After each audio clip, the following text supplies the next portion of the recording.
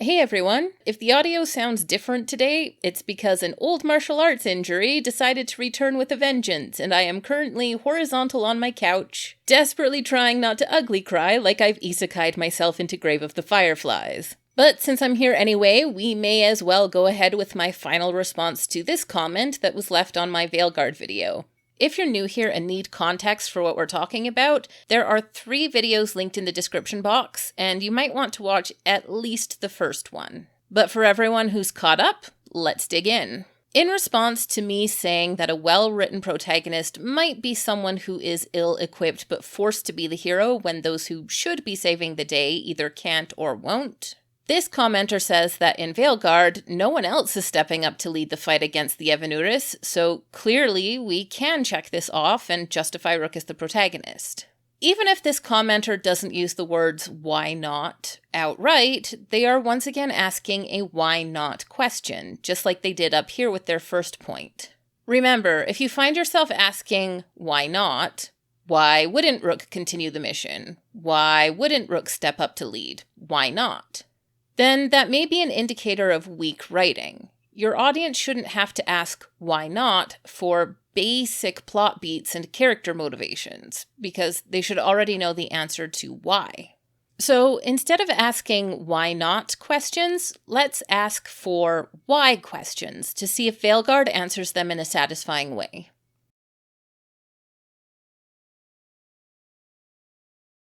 When I said that the protagonist might be forced to be the hero, I also said that when those who should be saving the day aren't doing so, the writers need to explain why. In The Lord of the Rings, Frodo can actually check off all of the criteria on this litmus test, but for today's discussion, Frodo is really one of the last people in Middle-earth who should be given the charge of the One Ring. Frodo is the best equipped of the 4 hobbits to handle the task. He's well-educated, speaks Elvish, has been raised on tales of adventure, and has an Elvish blade and armor.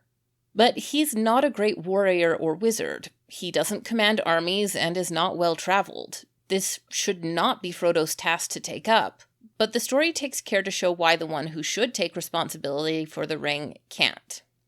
Bilbo should take responsibility for the ring and destroy it. It's sort of his ring. He has allies among the elves and dwarves, he's seen battle, fought goblins, he has riches to fund his travel expenses.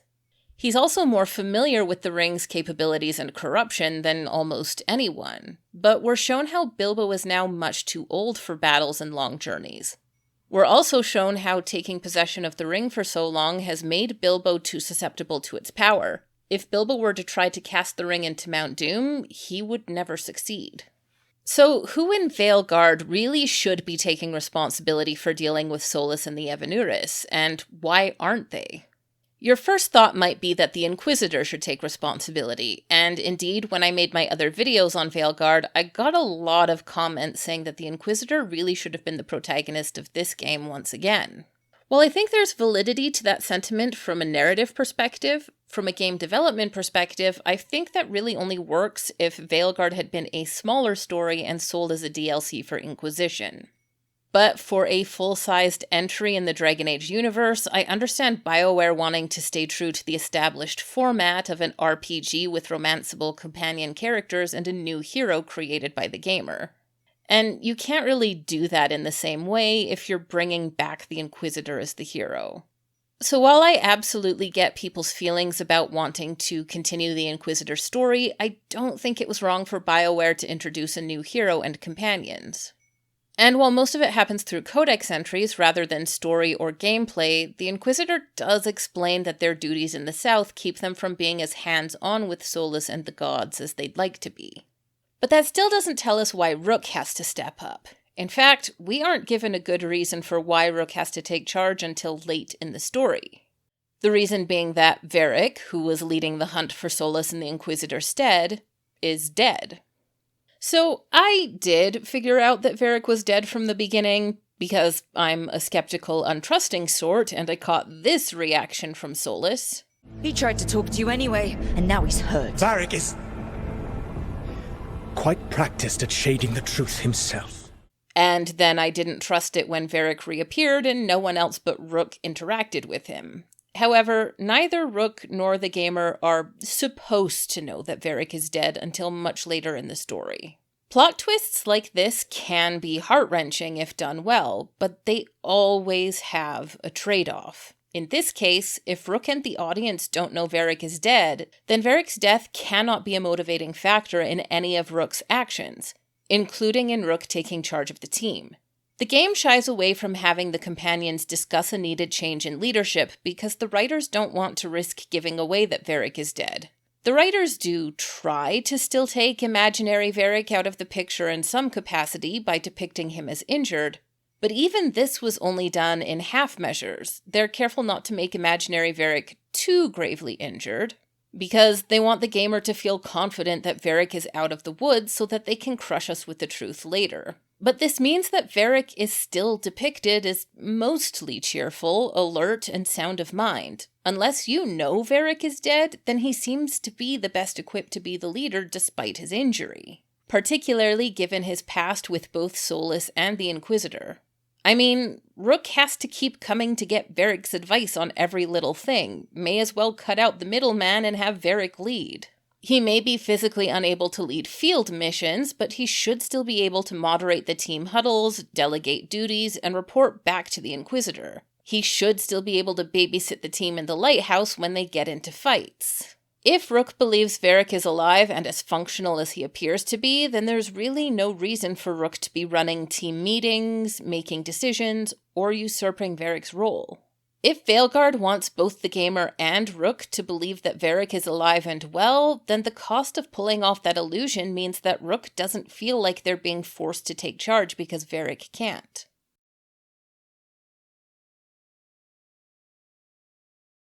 If we really want our poor, hapless protagonist to feel ill-equipped but forced to be the hero, then they're probably at or near the bottom of some kind of hero hierarchy or chain of command. And we should know why all, or at least many, of the links in the chain above them failed. In other words, we don't just need to know why Varric can't lead, we probably need to know why none of the other characters can lead either. The world is at stake here, and several of them are arguably more capable and experienced than Rook, so why are they placing the world's fate in Rook's hands? To go back to The Lord of the Rings, we aren't only shown why Bilbo can't take the ring to Mordor. We have the whole Council of Elrond that asserts to us that not just anyone can do this task. We have elven and human royalty, dwarven nobility, and a Maiar all fighting over what to do and who should take charge. There isn't just the corruption of the ring to consider, but also politics. The elves won't like it if the dwarves get the ring. The dwarves won't like it if the elves get the ring. The humans think that they should use the ring. And the ring will be dangerous in the hands of anyone seeking political advantage. Hobbits, being relative newcomers to Middle-earth and general outsiders in Middle-earth politics, means that Frodo is a politically safer option than anyone else invited to the council. But even beyond that, we're also given scenes depicting Gandalf, Galadriel, Aragorn, and Faramir being offered a chance to take the ring. All of these characters are far better equipped to carry the ring to Mordor than Frodo is. All of these characters, to one degree or another, are also world leaders in Middle-earth who have taken on a mantle of responsibility for the well-being of their peoples and the world. The ring should be their responsibility more than Frodo's, yet each of them eventually decline to take the ring and tell us why they would end up dooming the world. Veilguard kinda sorta takes Varric out of the picture, but we're never really given scenes showing why the other characters don't step up to lead the team instead of Rook. Because the other characters are never given the chance to. We don't get to see why all the links in the chain before Rook fail, because Rook is the second link in the chain. We either need to know why the other characters are choosing not to step up, or we need to know what motivates Rook to volunteer for such a dangerous role. Or we need to know why Rook is second in command, taking charge without offering the others an opportunity to lead. While the reason our protagonist is second in command should feel believable, that reason doesn't always have to be complicated. Once again, we can look to Tolkien for an example. If Bilbo really should be the one taking the ring to Mordor, but is no longer capable of doing so, then barring anyone more qualified volunteering for that duty, Frodo really is the next in line, as he is Bilbo's kin and heir. Frodo not only inherits the ring, but also the responsibility for destroying it. But this brings us back to what I said in my first Veilguard video. We don't really know why Rook is second in command. We don't know why Varric recruited Rook, why Rook was promoted to a higher position than even Harding, or what qualities Rook has that make them leader material. Rook is second in command because reasons. Just about the only thing we know about Rook is that their own faction sidelined them for botching a mission that was considerably smaller and lower stakes than the fight against Elgranon and Gillenane. Now, we might look at these potential backstories for Rook and imagine that Rook made the right call, but since we don't get details about Rook's motivation here, that's just a guess. All we really know about Rook is that, at least in the eyes of their faction, Rook is a failed team leader. When Harding, a character whose experience and history with both Varric and Solas and the Inquisitor goes way back, when she not only exists but is on the same team and has been on the team longer than Rook, then Rook being second in command just does not make any sense with the information we're given about them. If we aren't given a reason why Rook has to be the second link in the chain, and if the other characters are capable of leading but aren't being offered the chance to, then Rook is not being forced to be the hero. They're volunteering. And that means that they can't really tick off this criteria, and we need to know what personal motivation is pushing them to volunteer.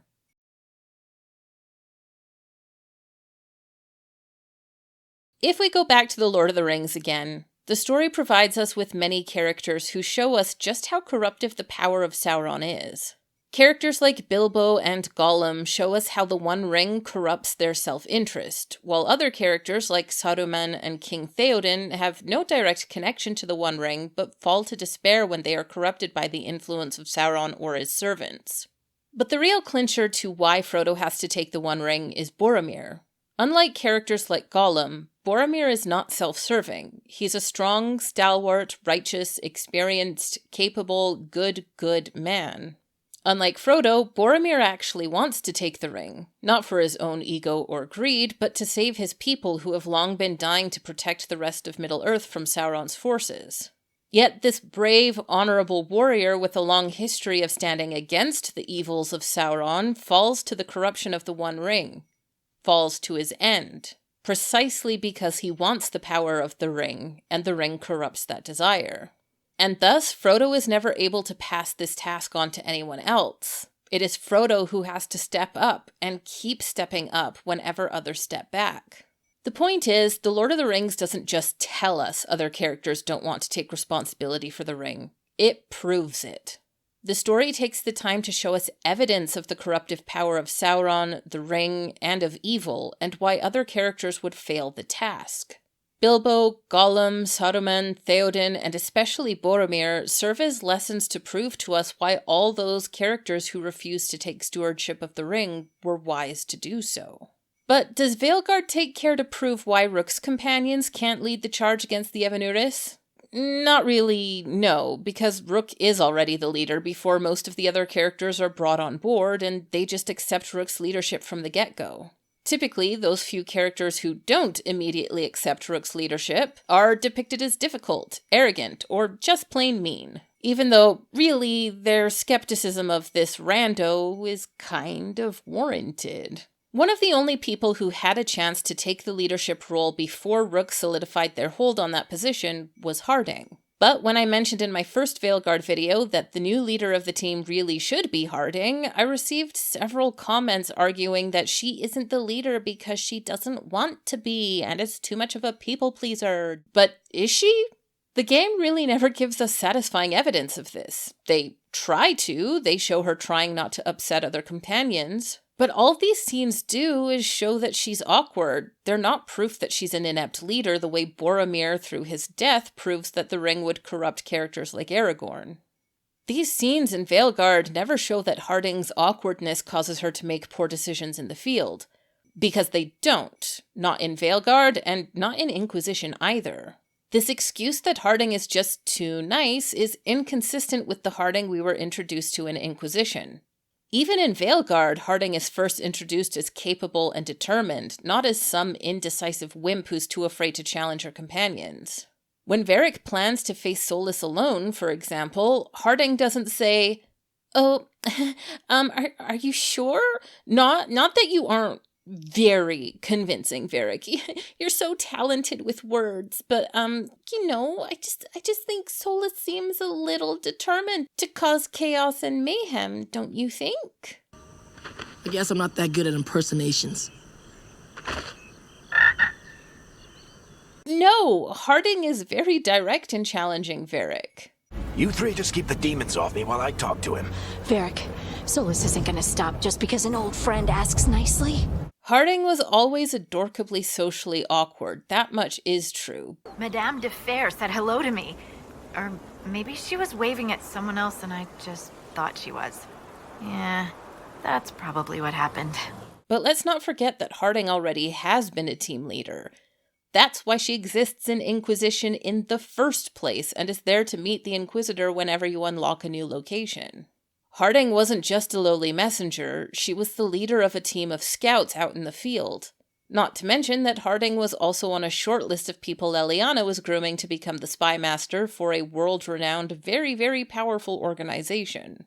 You don't get that kind of attention and responsibility at her age. You don't maintain a long list of powerful, important contacts all over the world who will come to your beck and call when you can't even have enough of a backbone to tell someone you prefer tea over coffee. You don't have to pretend to like it. I mean, it's good. It's nice and warm. Harding was a capable team leader under the Inquisition. With 10 more years of experience under her belt, you think she'd be even more capable and comfortable in her role.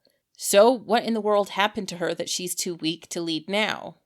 I don't know specifically what the writer's intentions with Harding were, but the effect is that they depowered her to make Rook look better. And as someone who was originally so excited to have Harding available as a romance option, this sucked! Veilguard wants to have it both ways. They want Rook to be so qualified to be the leader that no one on the team ever questions it. But they also want Rook to be forced into a role they weren't ready for so that Rook has to rely on Varric and Solus, and so that they come across as modest to stand in opposition to Solus's pride. Speaking of pride...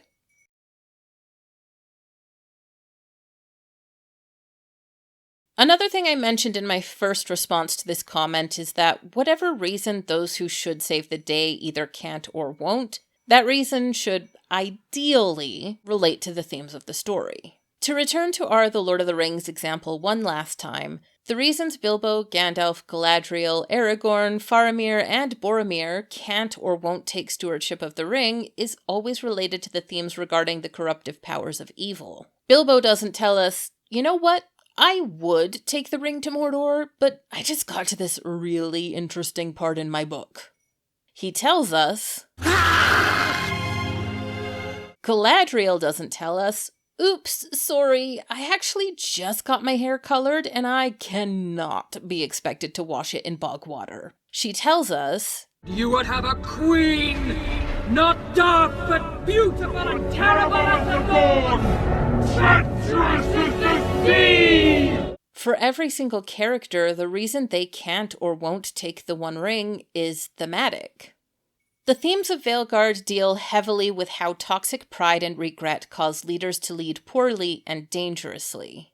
The game is a deliberate exploration of what qualities make for a good or bad leader, which makes it especially problematic that Veilguard is very vague and wishy-washy about telling us what qualities Rook has that got them recruited and made second in command, but I digress. But this is the most important reason to ask why none of the other characters step forward to lead, and why Rook, in particular, must do so.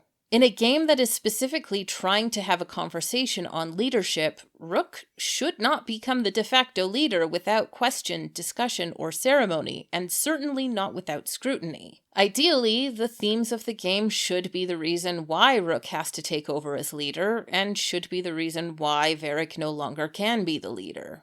So, with that in mind, what does Varric being killed have to do with the game's themes on pride, regret, and leadership? Honestly, probably nothing. I say probably because you could maybe force the interpretation that Varric chose to face Solus alone out of pride. But given how heavy-handed the themes are elsewhere... It's a pride demon. Damn thing probably sensed Solus's ego. Hey, Let's not get stuck in our regrets, all right? His name is Elvin for pride. Regret, pride, regret. He's too proud for that. Countless regrets. It means pride. Regret. Are you not proud? Regret. Pride. It's made from regrets. It's hard to believe that this scene is meant to expose how Varric's prideful leadership led directly to his downfall. While yes, Solus is acting out of pride and guilt, there isn't much in this scene to suggest that Varric is. His choice to confront Solus himself, even after Harding and Nev question him on it, is portrayed more as a desire to save Solus than a prideful refusal to listen to his team. And whenever Varric brings up the past, it's to catch players up to speed on the lore, never to reveal deep feelings of guilt. You still think you can talk him down before he starts his big ritual? That ritual is going to tear down the veil. The only thing separating us from the Fade and an endless number of demons. I have to talk him down. Never to opine that he feels his own failings allowed for Solus to get to this point, or that he's already lost too many friends who tried to play the hero. And if Varric didn't choose to face down Solus alone out of toxic pride or guilt, then his downfall isn't a result of pride or guilt, and Rook stepping up to fill his shoes also doesn't have anything to do with the story's themes. The sad thing is, this scene easily could have been written to show how Varric's pride and guilt contributed to his death. There are a number of ways this could be done, but my instinct would be to give Varric regrets that have already been hinted at in Inquisition. Regrets about seeing his friends play the hero and pay the price for it. Parading around might cause a fuss. It's better for you to meet privately, on the battlements. Trust me, it's complicated. Solus going on a potentially suicidal mission to save the world would be pretty upsetting to Varric. Varric could regret playing only a supportive role while his friends were forced into the role of self-sacrificing hero. He might decide that he should be the one to be the hero this time, but in the wrong way and for the wrong reasons. Varric might become prideful and start to believe in his own tales and lies, believing that as a master of stories, he won't be caught off guard like his less genre-savvy friends were. When Nev, Harding, or Rook question Varric, Varric can just say, "Hey, kid, I appreciate the thought, but you don't know Solus like I do. I've known a lot more heroes than you. I know how this all goes. I've got this. Trust me." Show that Varric isn't really listening to his companions. Show him believing his own significance and charm to outmatch Solus's bullheadedness.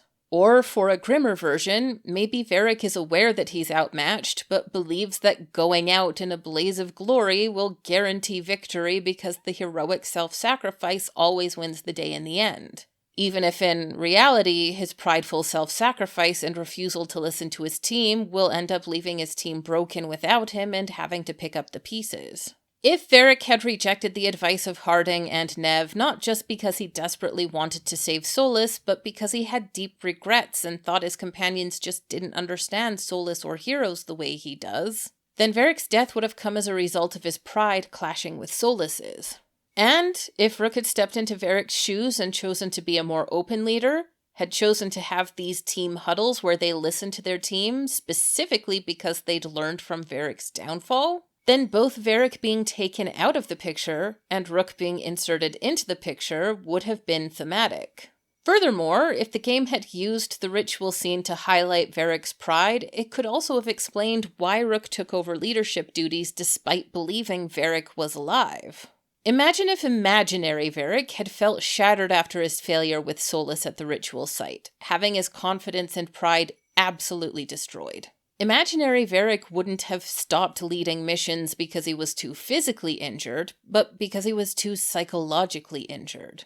Varric has seen a lot of hardship and loss, but before now, he's always been able to get by on telling a good story. When even that fails him, when the story doesn't go the way it was supposed to, imaginary Varric might succumb to his own prison of regret, making him a poor leader for our team and a good representation of the story's themes. This explains Varric's inability to lead so much better than physical injury, because it fits the themes better, but also because it fully explains why Varric is in no state to lead without having to depict Varric as physically hurt really at all. Which allows the audience to completely buy into the lie that Varric is alive and safe, it makes it easier for the story to pull the rug out from under us, and it makes it so much more crushing when we learn Varric is dead, because we would have had more emotional investment in him. The way Veilguard is written, Varric is just kind of there. He spouts platitudes about the themes, but doesn't really embody them. He doesn't really have much of an arc, and we aren't really rooting for him to accomplish anything. But Veilguard could have really twisted the knife in us if they'd gotten us to hope for Varric's emotional recovery. If Rook, by seeking Varric's advice, had slowly gotten Varric to perk up over the course of the story and regain hope. And if we started to believe that our lovable rogue was on his way back to us. If Veilguard had successfully gotten us to root for Varric's recovery, then the moment we found out he'd been dead all along would have absolutely broken us. But all this talk of pride and regret and the thematic resonance brings us back to Harding. Because if Harding really was so much of a people pleaser that she struggled with leading, that actually would have been a great reason to make her the protagonist of the game and find a way to force her into the role of leader. Because her insecurity makes her a fantastic counterpoint to Solas's pride, and it gives her a whole lot of room for a meaningful character arc that directly relates to the themes of the story. Harding and Solas have natural personal conflict, not just because they shared time in the Inquisition or because he kills Varric, but also because of the fraught history between their peoples. Harding is the antithesis to Solas. Solas represents his people from before their fall, at the height of their power and pride.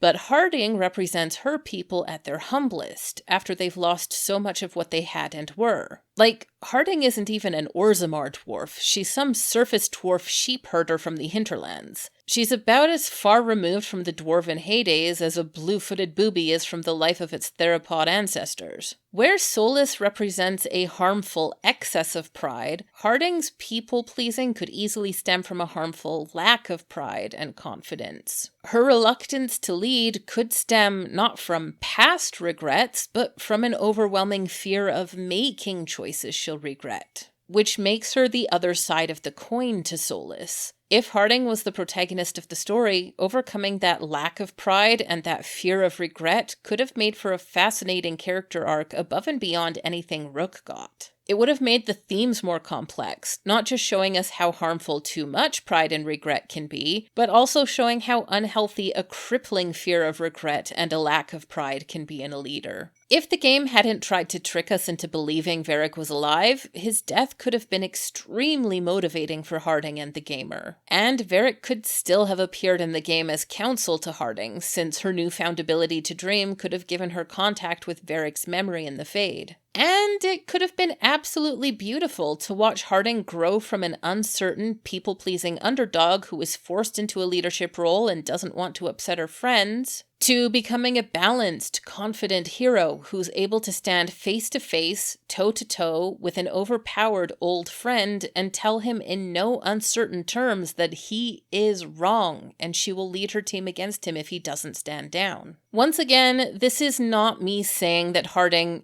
actually should have been the protagonist of Veilguard, even though I would have loved that story from her perspective. What I am saying is that if a character like Harding exists in Veilguard, a character who's already so primed to be protagonist material, a character who's such a good vessel to discuss the themes, then you've got your work cut out for you if you want to make someone else the hero. Because Harding is the gold standard you now have to surpass. And Rook just never gets there.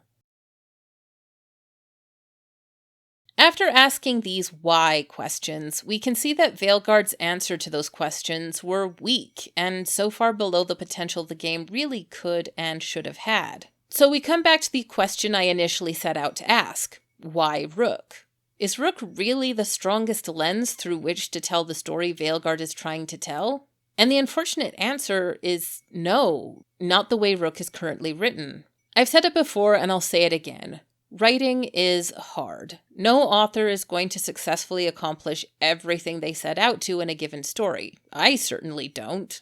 But your audience is generally going to be much more forgiving of those places where you fall short when they can sense that you're putting in enough thought, effort, and heart to succeed, at least in some places.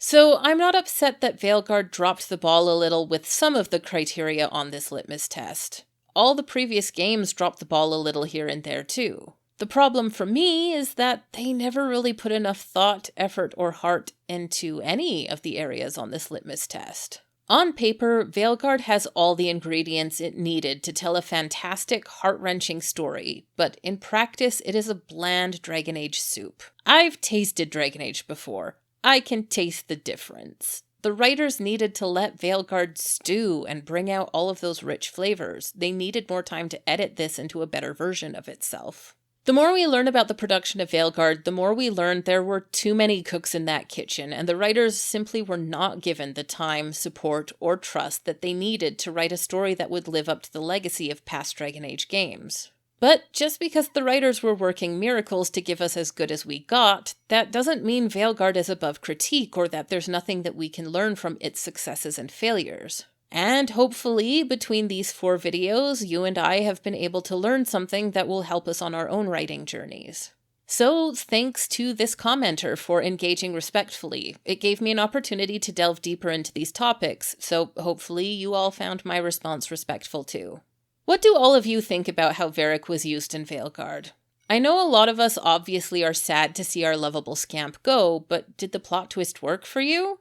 Did it make you feel the feels? What is your favorite Varric moment from Dragon Age? It's really hard for me to pick just one moment, but I think my favorite might be when your Inquisitor gets Varric to write the next book in the series Cassandra is secretly reading. But that's it for this video. Thanks for sticking around for the conclusion of this Veilguard series of videos. Leave your favorite Varric moments in the comments below, and I'll see you next time.